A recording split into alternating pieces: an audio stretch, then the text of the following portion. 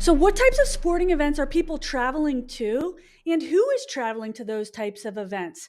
Well, that's exactly what we set out to answer in our key insight number 5 from our 2025 National Benchmark Study on resident sentiment towards sporting events. Again, done in cooperation with our friends at Longwoods, presenting sponsor, the Great Miles Partnership, Visit Frisco, as well as Greater Orlando Sports Commission, along for support as well. And Key Insight 5 really gets to some of the meat and potatoes of this study. What events are people traveling to, and who is going to them? When we look at Key Insight number 5, we see the most frequently traveled to event, almost 30% of respondents in the last 12 months have traveled to a college and professional sporting event. That's followed closely by a major sporting event in which more than a quarter of the respondents traveled to in the last 12 months, and then youth and amateur sporting event at 22%. Now, what's interesting about this finding is nearly half, 46% of respondents, didn't travel to a single type of sporting event at all in the last 12 months.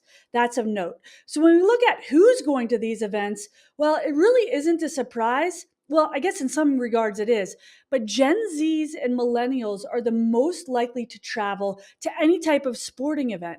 We see that across the board.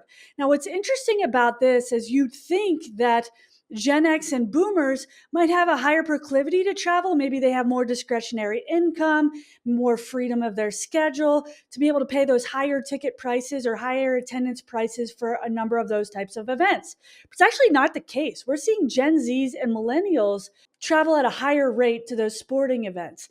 And when you look at why that might be, you think about the experience economy of the younger generations, and people really want something that can speak to experience and making memories. And that makes sense as to why sporting events are one of those outlets for Gen Zs and Millennials. Now, just the other day, I saw a headline, or maybe it was a session title for Sports Business Journal, and it was all posed around, does sports have a problem with Gen Z? In other words, people are picking up on the fact that consumer behaviors are shifting, maybe participation trends are shifting. And at the sport level, even when we look at professional sports, are those consumers going to be there en masse like they have been in the previous generation? Well, this is a little bit interesting when our data comes into play, because our data shows that, yes, in fact, they are participating in the form of travel to these events. But will that continue over time and as they age and as the younger generations come up to fill beyond?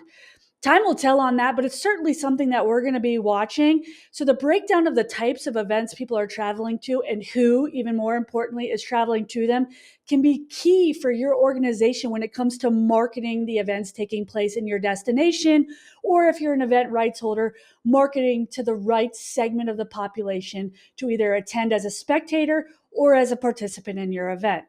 That's key insight number 5 for our national benchmark study on resident sentiment towards sporting events. Stay tuned for more on key insight number 6. Until next time, I'm Dr. Jennifer Stoll, President and CEO of Cimarron Global Solutions.